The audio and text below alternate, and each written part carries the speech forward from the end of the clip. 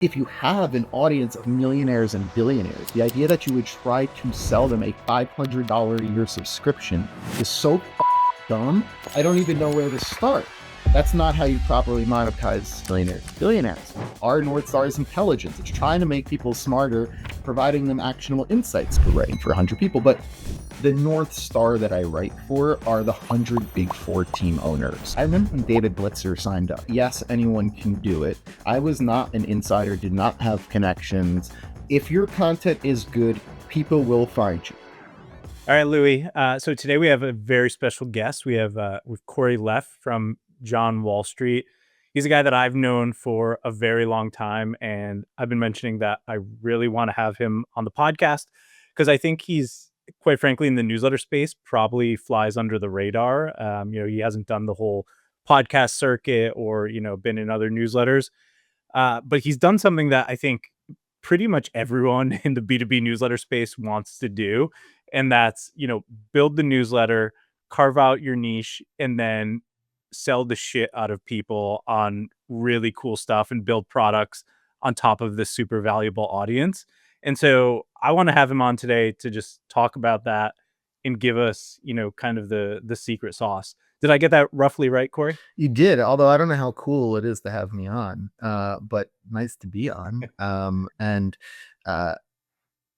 Yeah, Tyler, you and I are like, we go back a long time. I just hit my 8-year anniversary of the newsletter, which is actually absurd. I mean, a newsletter. Are there longer newsletters? I guess the Morning Brews is longer than that, but like, are there other newsletters that are even longer than us, Tyler? Like, I feel like we're pretty. Yeah. I mean, I guess like there's the Skim was kind of the one who started the most recent revolution, right? And then there's like all the guys going back to the, the 90s and early 2000s who were doing Yeah. newsletters before it was really cool. But yeah, it's funny. I saw that LinkedIn that LinkedIn post you did. So I think you started, in June 2018. I actually started in September 2018. Yeah. So yeah, we've known each other for a very long time. We have shared some homes over the years in terms of like where our content ran. I think you ran a Bro Yes. Bible, right, at one time too. Yes, you introduced me to Bro Bible, who ended up being like an investor in the water coolest. So, Amazing. thanks for that. I'm not sure they appreciate it, but I probably didn't make them as much money as they had hoped for, but I guess we did okay. It's been a fun ride. So I don't know, Louis, nice to meet you. I'm happy to give some context to who I am. Yeah, we'll get into that. I mean, just maybe like my understanding of this, which is fun. It's awesome that you're here in a white cap, Tyler's here in a black cap. Because like my understanding, the way Tyler pitched this to me was like, basically you're kind of like the opposite of him, right? He writes like a finance related newsletter for 100,000 losers, and you write for like a very small number of people who actually matter. So it's like kind of the yin and the yang of the newsletter game, I guess. Yeah, Is that right? For that's I never thought of it that way, but yes, Tyler is definitely running for more of like a mass consumer audience. I write for a very niche and high level audience. I always talk about like writing for 100 people, and it's really broader than that. I mean, we have 30,000 subscribers, so it's not like we're writing for 100 people, but the North Star that I write for are the 100 Big Four team owners. Like, I'm writing content. Is this piece of information, is this piece of content going to be useful for that audience? And is it, obviously their C-suites are consuming it, obviously the media companies and their partners and sponsors and investors. It's much broader than 100, but that's just like a good way to like think about it. And that's when I talk about who I write for and the lens that I'm writing, the lens that I'm kind of looking through, that's where the focus is. That's really cool, Yeah. because I always assume that once you get to that sort of level of, I guess, business success, that the newsletter, sort of reading newsletters is professionally, seems to me, I assume, to be one of the first things that would sort of go, that you would have someone who reads it for you and sort of comes and gives you like a sentence or two of like the insight. So it's really cool to know that that's something that people who are like super successful are actually still doing. I think there's two ways to respond to that. One being that sports is getting much smarter than it was historically, but there is still a drastic difference between the organizations that are actively trying to do it smarter, and bringing fresh ideas from other industries, folks that have made money in other industries, uh, and then kind of the folks that are very content to collect, their portion of the revenue share, and continue to operate this as like for up until the last like 10 years, these were mom and pop businesses largely, and some of these people, they're a large portion of their personal value is tied up in the franchise, and so my newsletter, it's pretty funny. It's like all the organizations that you think are, I mean, not that you think, but that you hear are great organizations and doing things ahead of the curve and generating revenues, your Golden State Warriors of the world, they all read, and their ownership level on down to the ticket takers, which there aren't even ticket takers anymore, but you know my point. And then your bad organizations, right? Like, and I won't throw anybody under the bus. They don't read. And so it's pretty evident, right? Like, and somebody recently said to me, are you concerned that like the next generation doesn't read and blah blah blah? And I said no, because the people that I service, the people that I'm targeting, it's so high up, you're not getting to that level unless you continue to read. It's foolish to believe that you're become the CEO of a major sports organization if you're not regularly reading and trying to get smarter. That's a fair point. Yeah, you need to have a basic grasp of the English language to own a sports franchise.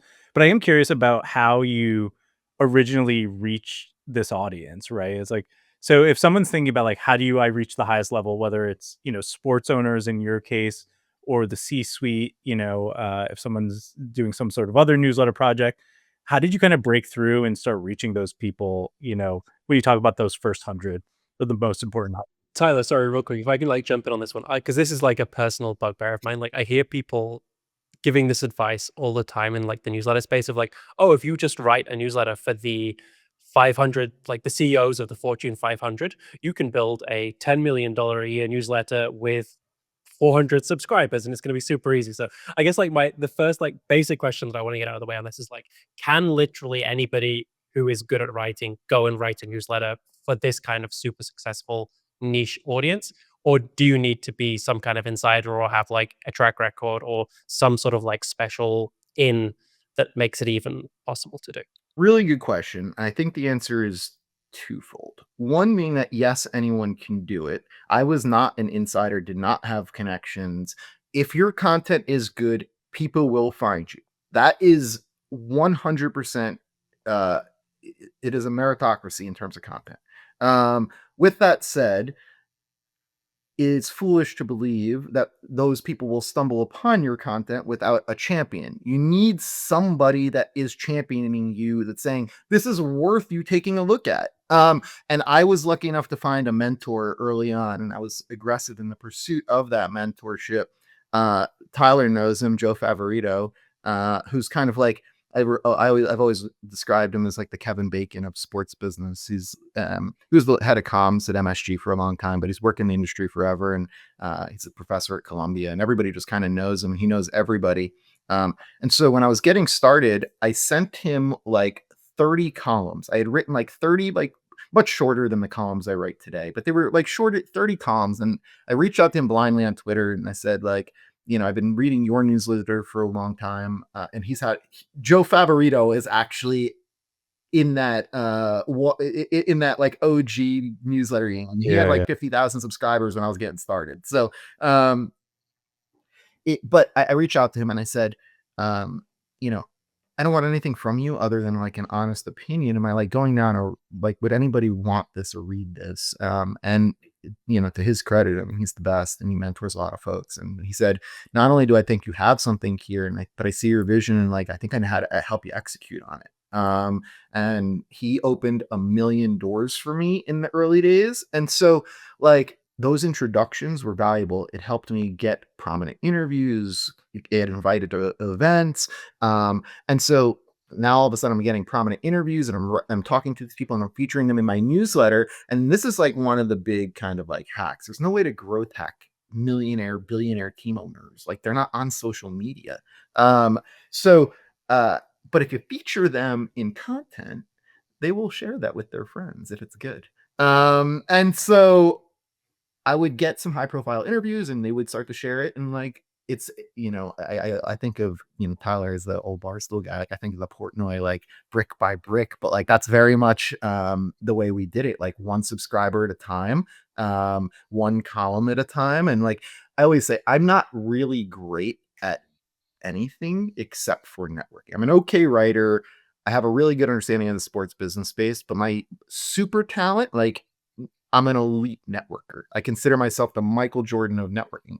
And having a powerful platform, and this has become a part of a flywheel type thing. Like the more influential the platform got, the easier this became. But like I remember you said, well, how do we get this started? I remember when David Blitzer signed up. David Blitzer and David Stern were like two of my first 300 readers. And I would Oh, see they signed up. I was very cognizant of like who was signing up. 2 or 3 days later, I would see that they read the newsletters and then I would just reach out and introduce myself. And like, again, not looking for anything from them, just wanting to say like, thank you for reading my content, like here to be a resource if I could ever be of help. Like, and you guys know this from writing newsletters. Newsletter is so different than every other form of media, except for maybe podcasts. Like people who read your newsletter feel like they know you because they can respond directly to you. And like David Stern, mhm. particularly, David would email me all the time to tell me I was wrong. And I loved it because I knew he was so engaged that he would take the time out of his day to tell me like where my column could have been better, or like why my thinking was off, was like the best thing ever in the early days. So um and then word just spreads. Like I remember not long after David Blitzer signed up, Scott O'Neill signed up. Scott O'Neill had been the president of Harris Blitzer at the time. And within a week of Scott signing up, I probably had 50 people across the Devils and Sixers because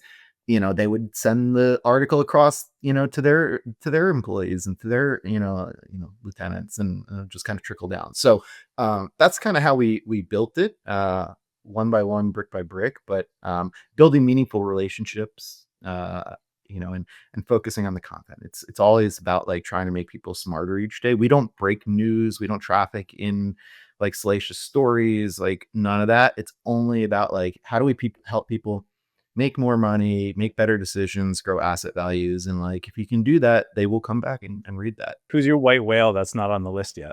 It's hard because you guys know the way like email is, right? Like, so I don't know necessarily everybody who Yeah. reads.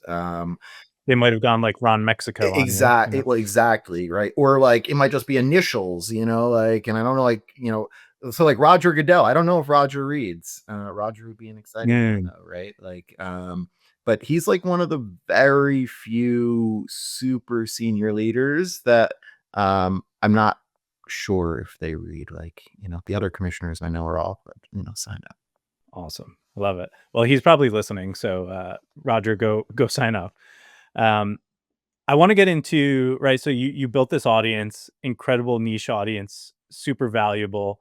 And then, the next step is to, think about what other value you can provide them. And then two, how you can monetize this. And just in the past few years, I've watched you and it's been incredible to see like, you've built out John Wall Street IQ. You've done these awesome events that I, see popping up all the time. You said you just launched a podcast, so you're building these things on top of it. So what was the first product you went and built, and like how exactly did you launch that? How'd you make the decision on launching that paid product first? I was an independent newsletter when we got started. Then I went to Sportico for 3 years. I was the morning newsletter at Mm. Sportico from its inception, which was during the pandemic, through the end of 22.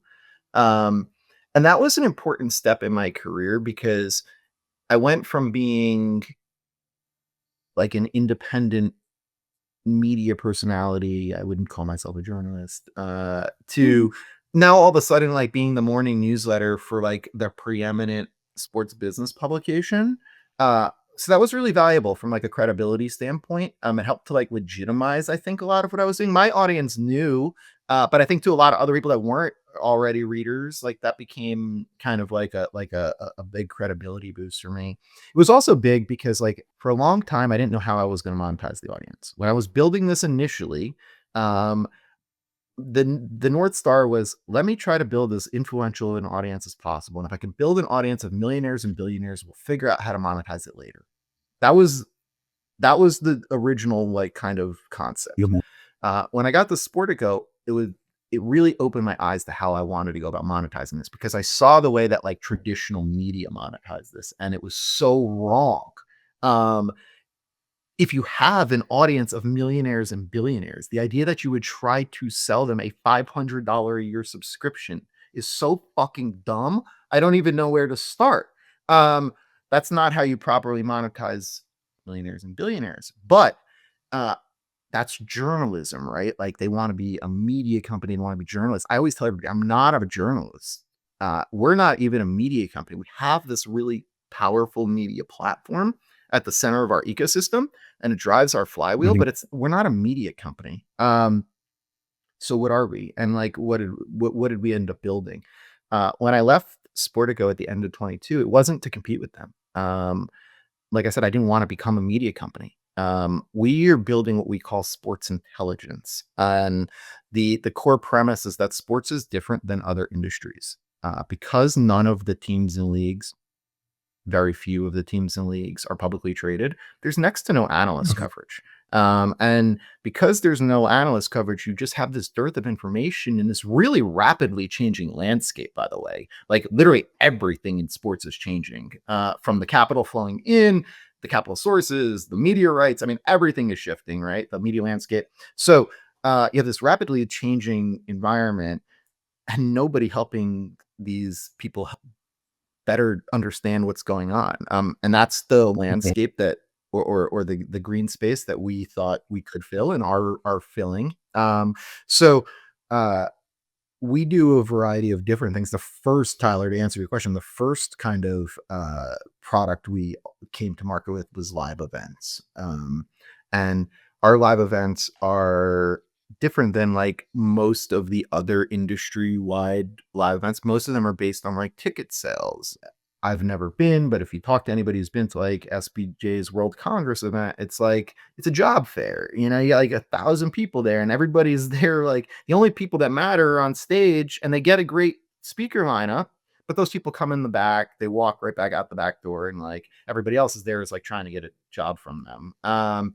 That's like not what we want to build. Our North Star is intelligence. It's trying to make people smarter and providing them actionable insights. So like we're going to host, or we just did host, an event in Atlanta around the MLB All-Star game. And we hosted it in Atlanta at MLB All-Star because they just built the Battery, which is like the preeminent mixed-use real estate district around a sports and entertainment facility. And this is a big trend in sports. You're starting to see this. I mean, we don't see it here in New York a lot, Tyler.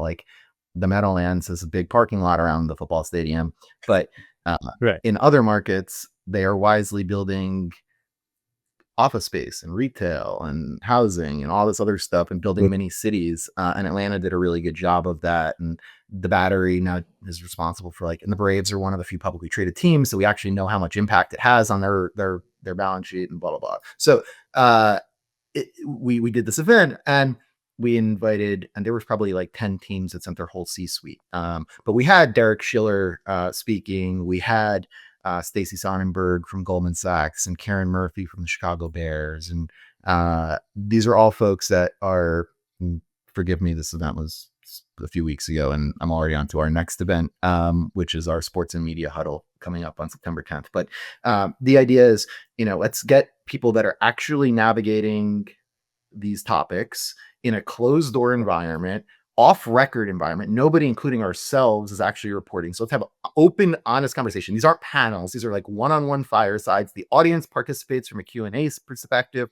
The idea is let's have smart conversation and high level networking. And we only do them for a half day, meaning like a lot of these events, industry wide events are like either full day or multi-day. And like our attitude is like, if you're the CEO of a team who we want you to come. I mean, what CEO is able to get out of the office for like the whole day and go to an event? Like that's just not like the way the world works. So we know who we are trying to service, and we try to create products and things that ultimately again are intelligence driven and help them make more money and grow asset values. And so the first thing we did was high end events. And everything is kind of like small room type stuff. Like, so our events are like 100 people, maybe 150 will be max. Like we want them to be intimate. We introduce thematic Sorry. research. Just before we move on to the other revenue streams, can you break down just real quick, like where the revenue in the events business comes from? Because I've seen people do ticketed events, like super high price. I've seen people have that be like backed up by sponsors, have some Yeah. sort of like hybrid model. Like what's worked best for you? We tend to go sponsor driven, because it's more important to the brand to have the super high level decision makers there. It's valuable to us to build those relationships. Now, with that said, we launched a membership program this year, and our members are like the most senior people in the industry. And we keep it all kind of private, so I won't tell you, but like our members get access to all of our events, they get all of our research. Obviously, they have access to each other. So while we don't sell tickets to most of our events, if occasionally we will, like depending, we're going to host a youth sports summit in October. There's a lot of private capital flowing into the youth sports space. That event we will sell some tickets to because it's not really our core audience. Teams and leagues are not going to come to a youth. Most teams and leagues are not going to come to a youth sports event, so we'll sell tickets to that event. But most of our events, we're trying to service our core audience, which is like these owners, these C-suites, these decision makers across the industry. We invite them as our guests. We get sponsors to pay, and occasionally we might sell like a few, high price tickets, if there's some folks that are kind of like on the fringe, but like, it's a largely sponsor driven model. We know we're probably leaving some money on the table, but we do that with the understanding that it's in the benefit of our overarching brand and in the best interest of our long-term brand. We don't want these to become job fairs because then those important people that we attract to the room, won't come. And then we can't get our sponsors, by the way. So, it's all like tied together. Cool. And then so what tell us a little bit more about the other stuff you're kind of building on top of that and on top of the newsletter. We're doing some thematic research, which doesn't really exist in sport. Like I mentioned, what makes John Wall Street unique is who reads it, and my network. And so when we do a thematic report, they're based on interviews with subject matter experts and folks who have done this stuff across the industry, and we're like pulling best practices. And so, I always talk about like a McKinsey can't put out a report that's comparable. They could do a lot of desktop research and pull a whole bunch of numbers and data. They're never going to get the decision makers across the industry to talk to them because they don't have access to those people. And those people have, by the way, no incentive to talk to them either. So we have a unique spot in the research space. We're going to release a thematic on mixed use development. We did a report on private equity in college sports that we're going to re-release like an updated version later this year. We're going to do one on youth sports investment opportunities. So like we're starting to kind of ramp up our thematic research capabilities. We launched a membership program this year.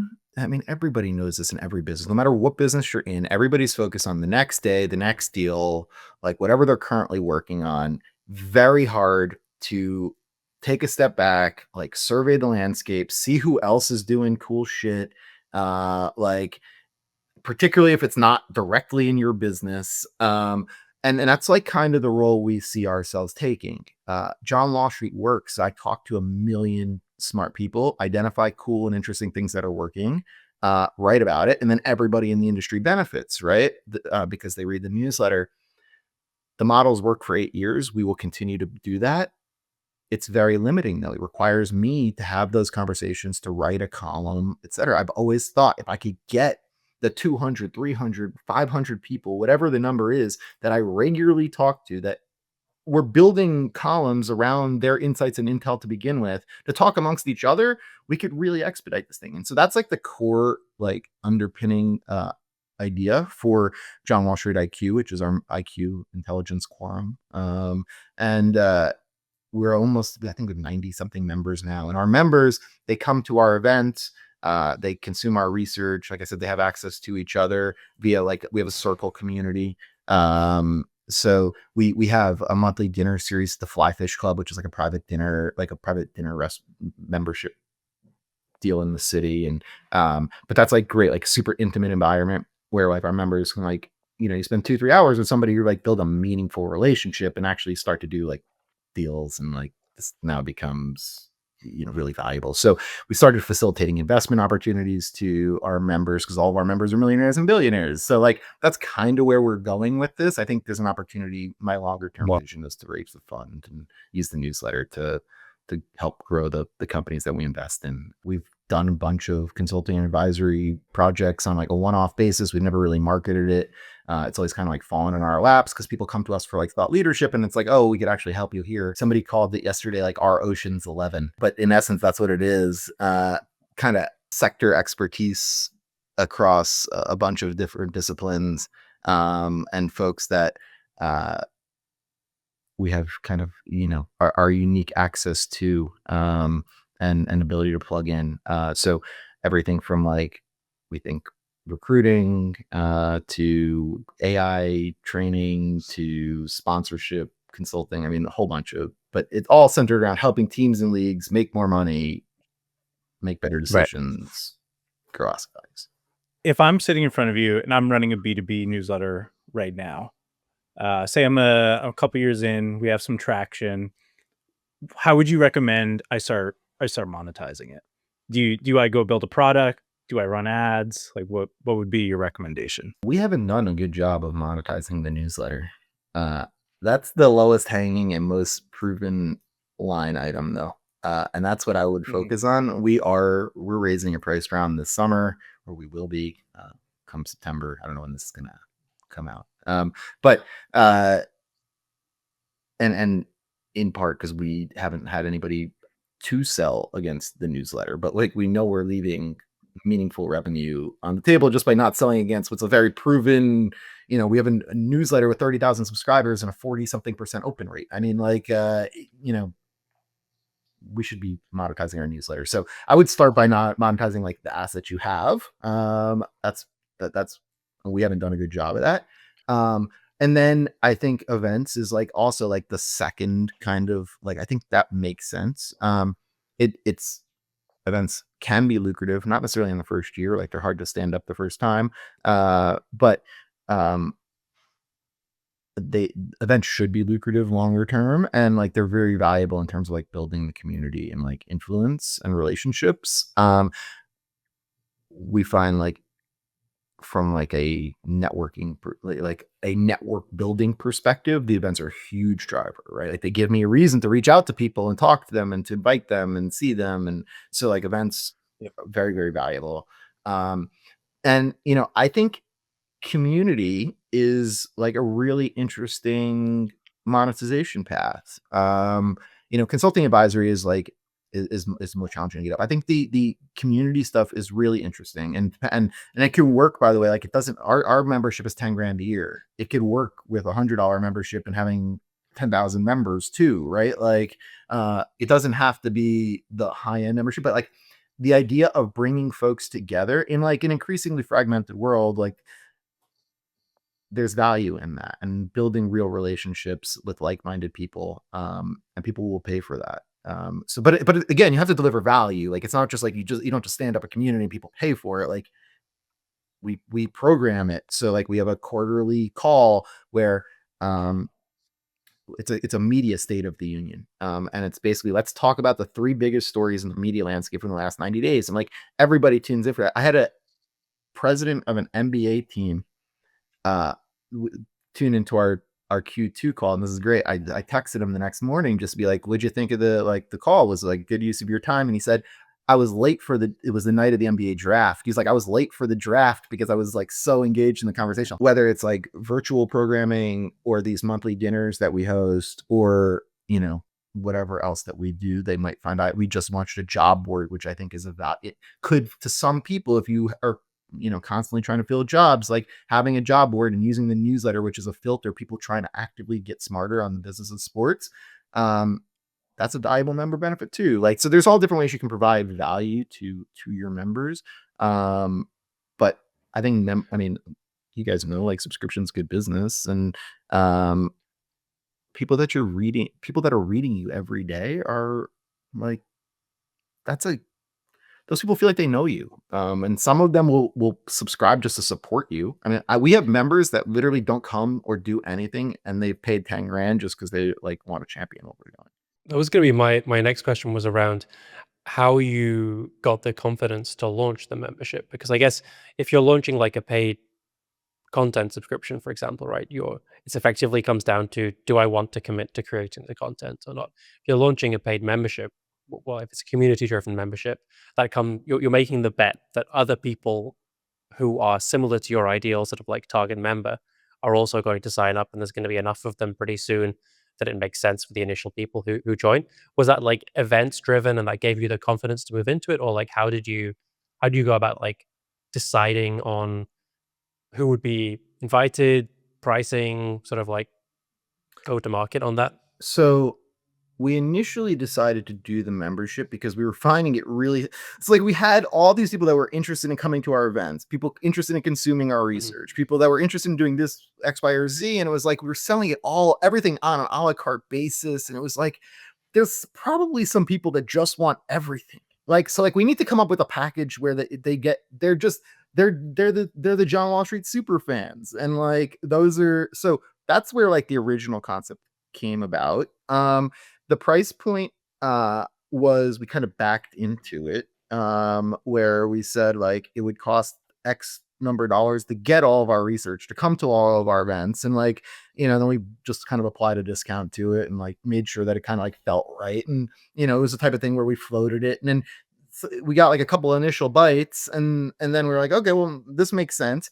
You know, our business, like, we treat our membership price a little bit flexible. Like, if there's somebody who's going to be value add to the group, you know, and I can market them as being part of the group, then, you know, I'm happy to discount it for them, you know, like, whereas like, so, you know, for other members, like, it, you know, and you guys know, if Roger Goodell wants to come and join IQ, he will not pay 10 grand. We'll find a cheap. Yeah. Is that why I pay 20 grand? Exactly. Right.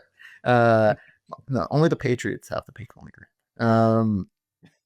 So I'm a big Jets fan. So but so I think that's part of it. So the price point, like, you know, is a bit of a touch and feel. I think it's important to understand we were a 7-year-old newsletter when we launched membership, right? Like, we had built a lot of credibility and relationships and things in the space. And so no matter how good your content is, there's like a trust kind of thing that you got to build up. You're asking people, no matter what you're asking them to pay, even if it's $100, like, you know, like, they got to know that you're going to regularly produce content every month, you know, whatever you say. Like, so I think that's part of it. Yeah. What flipped in your head that you were like, okay, I built the trust now, like, now I can cash in on it? Could you have done it earlier? Yeah, I could have done it earlier. I could have done this instead of going to Sportico. Like, I had built up enough of an audience that I think I could have done this. How many years in was that? That was like those 3 years in. Like, started in 2017. That's like mid 2020. Yeah, like 3 years in, I think I could have probably had built up like enough high level member audience to go about it. You know, did I pick up a lot of additional credibility? And for sure. But like, I probably could have done it 2.5 years earlier. I remember texting Joe. I was in Mexico, and I texted him, like, maybe I'd been writing the newsletter for like a year or something like that. And I was just kind of getting like burnt out and like, you know, kind of like hit like a wall in terms of growth, and like, and maybe it wasn't even a year, maybe it was like 10 months, and I forgot what it was. But and Joe's response was like, so stop. He's like, so stop your story. He's like, nobody's gonna care. He's like, but I'm telling you, if you're gonna do this, it's gonna take 2 years to build an audience. He's like, if you're not willing to put in, and he told me that up front. He's like, if you're not willing to put in 2 years to build an audience, don't even start. Because it's gonna take two. Like I said, 3 I would have been comfortable like actually trying to like launch it, but like don't think you're building a monetizable audience in less than 2 years. That's probably not gonna. Was that because of audience size or just the feedback you were getting? I think it just takes time to build trust. I started around the same time as Front Office Sports. They were like a few months older than me, but they were just growing so much faster. But like because they're a B2C publication, and it took me a long time to realize we weren't like targeting the same consumers. Whether it's B2B, B2C, like it takes time to build trust, and like it doesn't happen overnight. And uh, in a world where like everything is subscription and people are constantly being asked for money, like you got to earn it, and so it takes a little bit of time. Tyler, have you got anything burning? I've got like one question that I would really want to jump in on. Going back to something earlier. So have you got like because we're coming up on time, have you got something big that you want to hit on? No, go for it, Louis. One of the things that stood out to me was you were saying earlier, closer to the beginning, that when you started the newsletter, one of the big sort of like lucky breaks you got was this mentor relationship. And that opened up. So obviously having great content was a part of that, but presumably there was also something you helped along the way in some way with that relationship. And that also, you said, that branched out into becoming very good at networking. So for people, I imagine, not to characterize all newsletter operators as being 30-plus-year-old basement dwelling white men who don't have very many friends. I'm not saying that at all. Some of them maybe, not all of them. Sure, that's very unlikely. Yeah. How do we? But for those of us who are that way, what are some of the tips you've picked up, like the common mistakes and like easy wins on the networking side that you're like, damn, if I'd known this 15, 20 years ago, like I would be sailing. I guess I don't know that it's like something that like I didn't know or that I've learned, but like I think just in general, like I talked to a kid this morning, like somebody asked me like, would you give my nephew who's just graduated college and wants to break into sports some advice? And I think it's about it's going in with the expectation of delivering value with getting nothing in return. And if you get something in return, that's great. But that's not like how you build a relationship. You don't go into you don't go blind into a relationship expect with your hand out. Like nobody wants that, and so and nobody's gonna nobody's gonna take you up on that. But if you go to anybody, if you show persistence and are willing to deliver them value, nobody's going to turn you away forever. And so like go out with the expectation that you're there to help them. And that's not to say like I reached out to Joe and said, I just want an opinion from you. So like I was asking him to read my stuff, right? Like somebody, you're going to have to, you got to be a little bit, you got to be willing to ask, right? That's the other thing. You can't be shy. It's the same type of thing. Like Tyler, very early on, we got our content run by Bro Bible and Bleacher Report, and Bleacher was crushing it at the time. And like my stories would get 20,000 views a day on Bleacher Report, like huge traffic for somebody who's writing, like just started writing. And that came about literally by just reaching out to like the head of content and just being like, have this newsletter. I'll give it to you for free. I don't want anything except for like the exposure. And again, so like, I guess that's a different way of like networking, but like it's the same thing. I'm willing to give you something of value for free with no expectation or anything back. I wasn't looking for compensation. I wasn't looking for them to promote me. All I wanted was just put me in your feed so that your fans will get more value when they read about whatever league or team it was. And those eyeballs are valuable to me. Those people would eventually sign up for my newsletter. And even if they wouldn't sign up for my newsletter, it gave me motivation. Like, it's hard to write a newsletter when nobody's reading it in those early days. But I knew that like I might only have 300 subscribers, but if Bleacher runs it today, I think at 20,000 people are going to read this thing. That's an easy motivator. So, and I guess to answer, I don't know to answer, but the just wrap that up is, once the platform became powerful, then it became really easy to network because now I have I'm happy to work with you on a story. I'm happy to champion or promote. If you have something that's, worthwhile to the audience, let's talk about it. And now all of a sudden that's like really valuable to these people. And like, all of a sudden now like we're exchanging texts because we're setting up a call, and the next thing you know, like they're thanking me because a whole bunch of their network saw the story, and like now we've built like a true relationship, and like, and when their team wins a big game, I will send a text, or, and like I'm good. Like something makes me think of, if I see somebody wearing their shirt in a random city, like, like I'll send a text. So maintaining contact, again, those are all things that I'm not looking for anything.